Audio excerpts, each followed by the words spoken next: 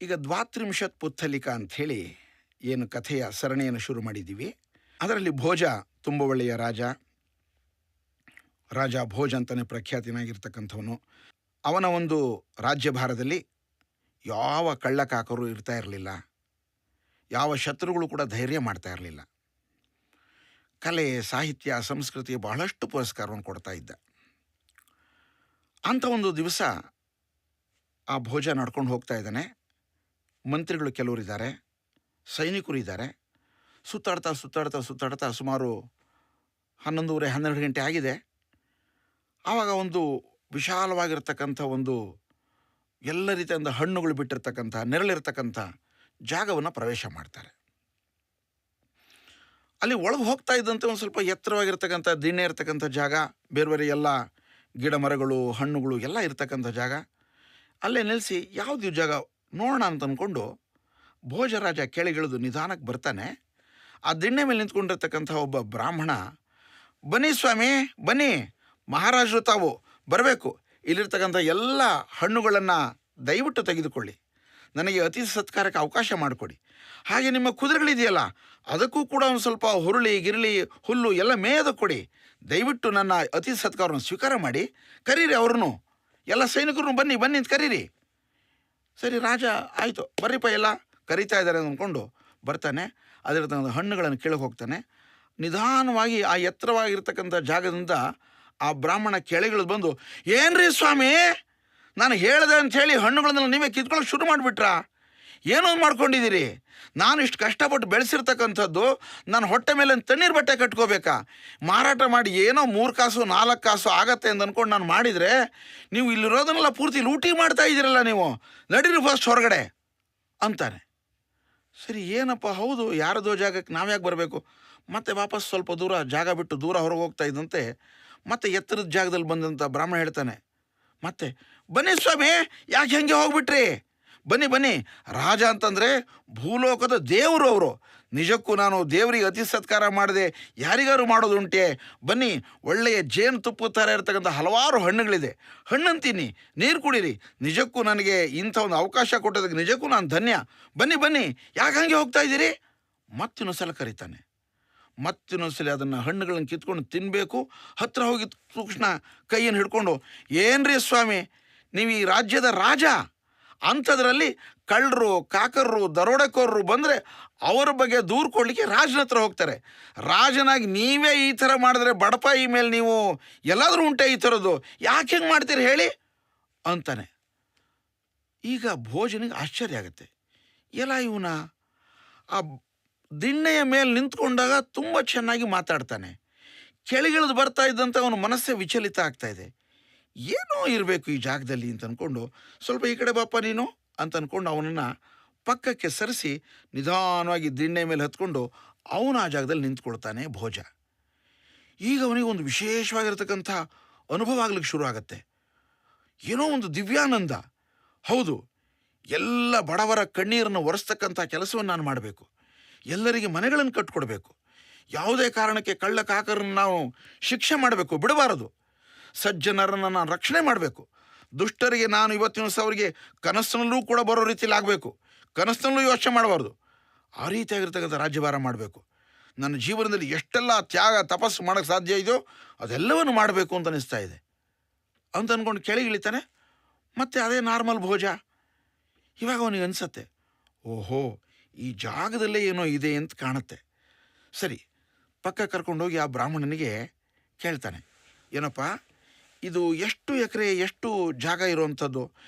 ಏನೋ ನೋಡಿ ಸ್ವಾಮಿ, ತುಂಬ ಬಡತನದಿಂದ ಕಷ್ಟಪಟ್ಟು ಇವಾಗ ಒಂದು ಸ್ವಲ್ಪ ಬರ್ತಾ ಇದೆ, ಆದರೂ ಅಷ್ಟೇ ದುಡ್ಡಿಲ್ಲದೆ ಹೋದರೆ ಹೆಂಡ್ತಿನೂ ಮಾತು ಕೇಳಲ್ಲ, ಮಕ್ಕಳು ಕೈ ಬಿಡ್ತಾರೆ, ಅಣ್ಣ ತಮ್ಮಂದರು ಸಹೋದರರು ಅಥವಾ ಬೇರೆ ಇನ್ಯಾರೋ ನೆಂಟರು ಇಷ್ಟರು ಯಾರೂ ಕೇಳಲ್ಲ, ಏನೋ ಹೀಗೆ ಒಂದು ಸ್ವಲ್ಪ ಮಾಡ್ತಾಯಿದ್ದೀನಿ.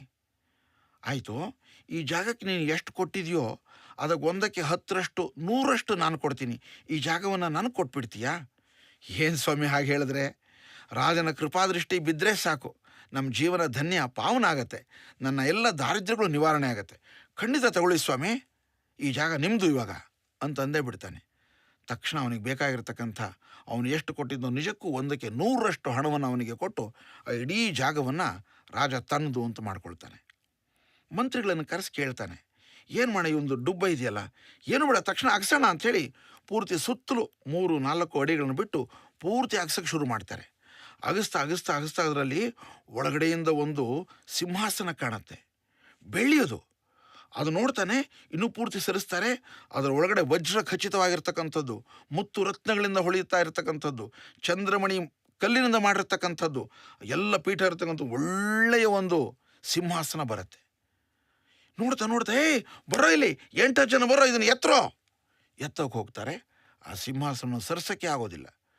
ಮತ್ತೆ ಮಂತ್ರಿಯನ್ನು ಕೇಳ್ತಾನೆ ಭೋಜ, ಅಲ್ಲಪ್ಪ ಎಲ್ಲ ರೆಡಿ ಮಾಡಿದ್ವಿ, ಎತ್ತಕ್ಕೆ ಹೋದರೆ ಆಗ್ತಾ ಇಲ್ವಲ್ಲ, ಯಾಕೆ, ಏನು ಮಾಡೋಣ? ಏನಿಲ್ಲ ಸ್ವಾಮಿ, ಇದು ಯಾವುದೊಂದು ವಿಶೇಷ ಮಹಾಪುರುಷಂದು ಅಂತ ಕಾಣುತ್ತೆ, ಅದಕ್ಕೆ ಒಂದು ಸ್ವಲ್ಪ ಬಲಿ ಕೊಡಬೇಕಾಗತ್ತೆ, ದಾನ ಧರ್ಮ ಮಾಡಬೇಕು, ಒಂದು ಸ್ವಲ್ಪ ಪೂಜೆ ಪುನಸ್ಕಾರ ಮಾಡಿ ಅದಕ್ಕೊಂದು ಸ್ವಲ್ಪ ಶಾಂತಿ ಮಾಡಿದ್ರೆ ಸರಿಯಾಗತ್ತೆ. ಅದಕ್ಕೆ ಹೇಳೋದು ಮಂತ್ರಿ ಪಕ್ಕದಲ್ಲಿರಬೇಕು ಅಂಥೇಳಿ. ಎಲ್ಲ ವ್ಯವಸ್ಥೆ ಮಾಡಿ ತಕ್ಷಣ ಅಂತಾನೆ. ಎಲ್ಲ ರೀತಿಯಂತಹ ಮಾಂತ್ರಿಕ ತಾಂತ್ರಿಕರು ಬರ್ತಾರೆ, ಎಲ್ಲರಿಂದ ಬಲಿಯನ್ನು ಕೊಡ್ತಾರೆ, ದಾನ ಧರ್ಮಗಳಾಗತ್ತೆ, ಎಲ್ಲ ರೀತಿಯಂಥ ವೈಭವದಿಂದ ಅದನ್ನು ಮಾಡಿದ ಕೂಡಲೇ ಇಬ್ಬರು ಸಲೀಸಾಗಿ ಎತ್ತಲಿಕ್ಕೆ ಸಾಧ್ಯ ಆಗತ್ತೆ ಆ ಒಂದು ಸಿಂಹಾಸನವನ್ನು. ಭಾಳ ಸಂತೋಷ ಆಗತ್ತೆ ಭೋಜನಿಗೆ. ಸರಿ, ಮೆರವಣಿಗೆ ಮೂಲಕ ಆ ಒಂದು ಅರಮನೆಗೆ ತಗೊಂಡು ಹೋಗ್ತಾರೆ. ಇಷ್ಟು ಒಳ್ಳೆಯ ಸಿಂಹಾಸನವನ್ನು ಸಾದಾ ಇಟ್ಟರೆ ಸರಿಯಾಗೋದಿಲ್ಲ, ಇದಕ್ಕೊಂದು ಒಳ್ಳೆಯ ಮುಹೂರ್ತ ನೋಡಿ ಅವತ್ತಿನ ದಿವಸ ನಾವು ಇದಕ್ಕೆ ಸಿಂಹಾಸನಾರೋಹಣ ಮಾಡಬೇಕು ಅಂಥೇಳಿ ಅದನ್ನು ಪಕ್ಕದಲ್ಲೇ ಇಟ್ಟಿರ್ತಾರೆ.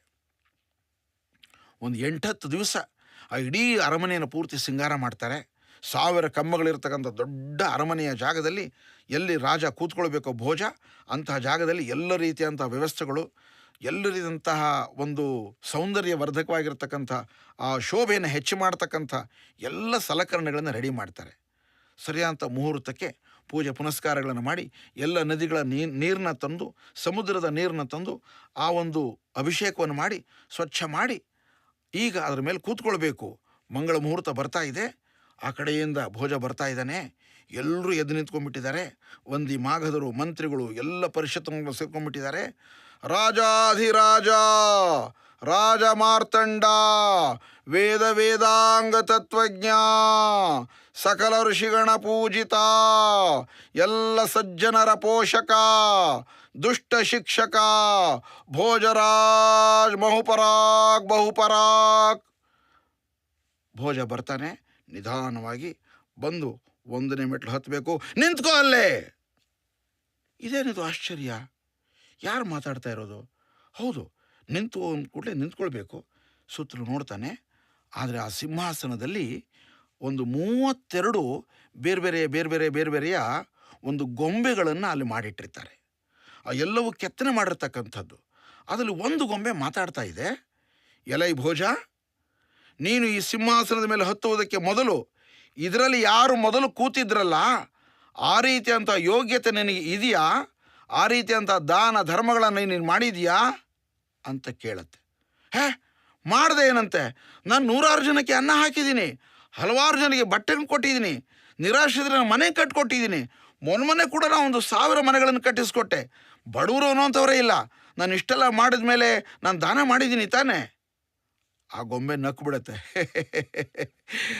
ನಿಜಕ್ಕೂ ಒಂದು ಕೈಯಿಂದ ದಾನ ಮಾಡಿದ್ರೆ ಇನ್ನೊಂದು ಕೈ ಗೊತ್ತಾಗಬಾರ್ದು ಅಂತ ಹೇಳ್ತಾರೆ.